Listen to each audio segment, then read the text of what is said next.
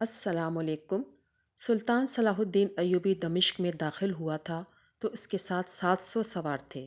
تمام مورخین نے یہی تعداد لکھی ہے، لیکن تاریخ سلطان صلاح الدین ایوبی کے ان جانبازوں سے بے خبر ہے، جن میں سے کوئی تاجروں کے روپ میں، کوئی بے ضرر مسلمانوں کے بھیس میں، اور کوئی شامی فوج کے معمولی سپاہیوں کے لباس میں، ایک ایک بھی، دو دو اور چار چار کی بھی دمشق میں ٹولیوں کی شکل میں داخل ہوئے۔ یہاں آپ کو دمشق شہر کے بارے میں بتاتے چلیں۔ دمشق شام کا دارالحکومت ہے اور دنیا کے قدیم ترین شہروں میں شمار ہوتا ہے۔ اسے الشام بھی کہا جاتا ہے۔ سطح سمندر سے 2260 فٹ کی بلندی پر آباد ہے۔ اس کے چاروں طرف باغات اور مرغزار ہیں، جن کے گرد پہاڑیاں پھیلی ہوئی ہیں۔ زمانہ قدیم میں یہ شہر الترتیب آرمینی، آشوری اور اہل فارس کے زیر تسلط رہا۔ اب اپنے موضوع کی طرف بڑھتے ہیں کہ ان میں زیادہ تر سلطان صلاح الدین ایوبی کے خاموش حملے سے پہلے ہی یہاں آ گئے تھے، اور کچھ اس وقت داخل ہوئے تھے جب دمشق کے دروازے سلطان صلاح الدین ایوبی کے لیے کھل گئے تھے۔ یہ جاسوسوں کا دستہ تھا، جنہیں جانباز جاسوس کہا جاتا تھا، کیونکہ ہر قسم کی لڑائی، ہر ہتھیار کے استعمال، ہر طرح کی تباہ کاری کے ماہر تھے اور دماغی لحاظ سے مستعد اور ذہین تھے۔ ان کی سب سے بڑی خوبی یہ تھی کہ وہ جان کی پرواہ نہیں کرتے تھے۔ ایسے خطرے مول لیتے تھے جن کے تصور سے ہی ایک عام سپاہی بھٹک جاتے تھے۔ ایسا جذبہ صرف ٹریننگ سے ہی پیدا نہیں ہوتا۔ اس کام کے لیے ایسے جوان منتخب کیے جاتے تھے جن کے دلوں میں اپنے مذہب کا عشق اور دشمن کی نفرت بھری ہوتی تھی۔ یہ جانباز جنونی قسم کے مسلمان ہوتے تھے۔ سلطان صلاح الدین ایوبی نے ایسے جانبازوں کے کئی دستے تیار کر رکھے تھے۔ سلطان صلاح الدین ایوبی جب 700 سواروں کے ساتھ دمشق کو روانہ ہوا تھا تو اس نے منتخب لڑاکا جاسوسوں کا ایک دستہ خصوصی ہدایت کے ساتھ دمشق روانہ کر دیا تھا۔ ان میں ایک ہدایت یہ بھی کی گئی تھی کہ اگر دمشق کی فوج مقابلے پر اتر آئے تو یہ جاسوس شہر کے اندر اپنی سمجھ اور ضرورت کے مطابق تخریب کاری کریں اور وہ دروازے کھولنے کی بھی کوشش کریں۔ اور ان میں سے ایسے بھی تھے جنہیں شہروں میں دہشت، بھگدڑ، افراتفری اور افواہیں پھیلانے کی ٹریننگ دی گئی تھی۔ یہ لوگ بازاروں، گلیوں اور محلوں میں پھیل جاتے اور محفل کی صورت میں ایسی باتیں کرتے کہ لوگ خوف سے کانپنے لگتے۔ ان تمام جانبازوں کی تعداد 2 اور 300 کے درمیان تھی۔ اس وقت کے واقعہ نگاروں نے صحیح تعداد نہیں لکھی، صرف یہ لکھا ہے کہ سلطان صلاح الدین ایوبی کے آمد کے وقت دمشق میں 200-300 جاسوس اور تباہ کار موجود تھے۔ ایک فرانسیسی واقعہ نگار نے صلیبی جنگوں کے حالات اور واقعات قلم بڑھ کرتے ہوئے سلطان ایوبی کے لڑاکا جاسوسی کے متعلق بہت کچھ لکھا ہے۔ اس نے ان جانبازوں کے اسلامی جذبے کو مذہبی جنون بھی کہا ہے۔ یہ بھی کہا ہے کہ یہ جاسوس نفسیاتی مریض تھے۔ اس فرانسیسی نے تو مذہبی جنون کی توہین کی کہ اسے نفسیاتی مریض کہا، لیکن یہ نفسیاتی کیفیت ہی تھی۔ مسلمان صاحب ایمان صرف اس صورت میں بنتا ہے جب مذہب اس کی نفسیات کا جز بن جاتا ہے۔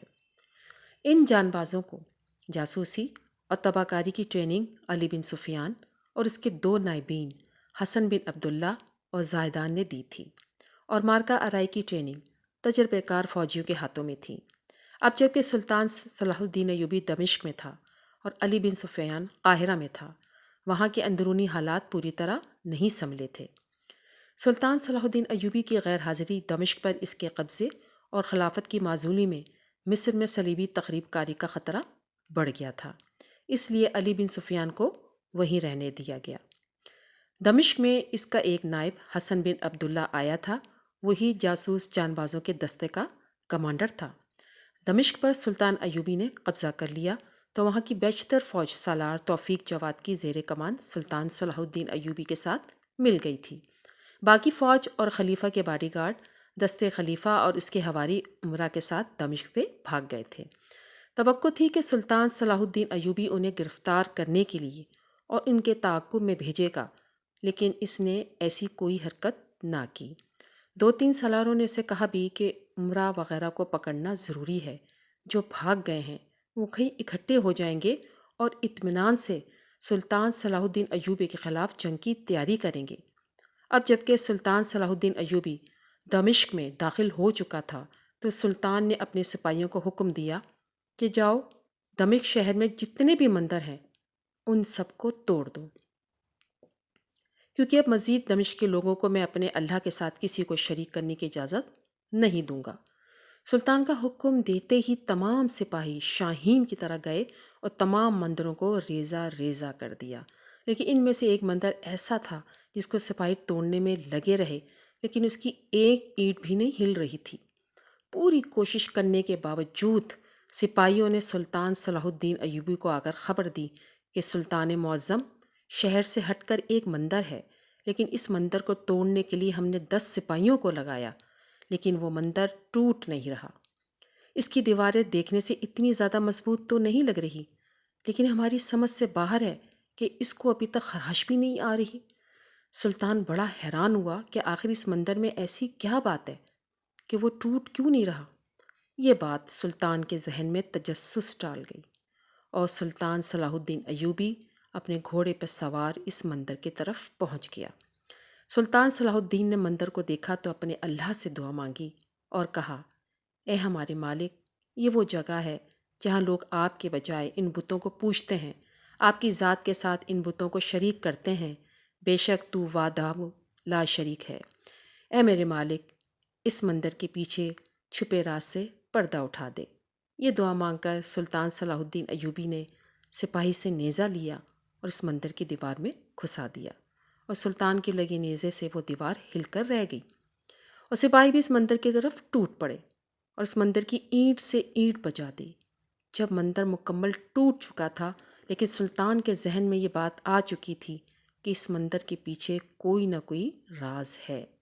جب مندر مکمل ٹوٹا تو اس کی بنیاد سے اینٹیں اور مٹی نکالی گئی تو پتہ چلا کہ اس مندر کی دیواروں کے نیچے ایک خزانہ چھپا ہوا تھا۔ جب سلطان کو خبر دی گئی تو سلطان نے کہا، اس مندر کے بارے میں دمشق شہر کے بزرگوں سے پتہ کراؤ کہ اس جگہ پر پہلے کیا چیز تھی۔ سلطان کے جاسوسوں نے چند ہی لمحوں میں خبر لے کر پہنچے اور سلطان کو بتایا کہ سلطان معظم، دمشق شہر کے بڑے بڑے بزرگوں سے معلوم کرنے کے بعد پتہ چلا کہ مندر والی جگہ پہ اس دمشق شہر میں ایک سردار رہتا تھا جس نے 2 یتیم بچوں سے ان کا گھر چھین کر یہاں سے مندر بنوا لیا۔ وہ بچے چیختے رہے، چلاتے رہے، لیکن ان کی مدد کسی نے نہیں کی تھی کیونکہ وہ سردار بڑا طاقتور اور ظالم تھا۔ یہ سن کر سلطان صلاح الدین کے ہاتھ اٹھ گئے اور کہا، اے میرے مالک، بے شک تو بڑا غفور رحیم ہے۔ تو نے اتنے سالوں تک ان یتیموں کے چھپے ہوئے خزانوں کے اسی سردار کے جھوٹے خداؤں کے گھر میں حفاظت کی۔ پھر سلطان صلاح الدین ایوبی نے کہا، ان 2 بچوں کا معلوم کراؤ۔ معلوم کروانے کے بعد پتہ چلا کہ وہ دونوں نوجوان لکڑہارے ہیں اور جنگل سے لکڑیاں کاٹ کر بیچتے ہیں اور اس سے ان کا گزر بسر ہوتا ہے۔ سلطان کے سپاہی ان دونوں کو تلاش کر کے مندر والی جگہ پر لے آئے اور سلطان صلاح الدین ایوبی نے وہ خزانہ نکلوا کر اپنے ہاتھوں سے ان 2 یتیم بچوں کے حوالے کر دیا، اور یہ بات پورے دمشق میں پھیل گئی کہ ایک مندر کے نیچے خزانہ چھپا ہوا تھا، لیکن وہ خزانہ سلطان صلاح الدین ایوبی نے اپنے پاس رکھنے کے بجائے ان یتیموں کو دے دیا جن کا پہلے وہاں گھر تھا، کیونکہ لوگ جانتے تھے کہ جس شہر پر جو سلطان یا بادشاہ قبضہ کر لیتا ہے اس شہر کے ہر چیز پر سلطان کا یا بادشاہ کا حق ہوتا ہے۔ لیکن یہ کوئی عام انسان نہیں تھا بلکہ سلطان صلاح الدین ایوبی تھے۔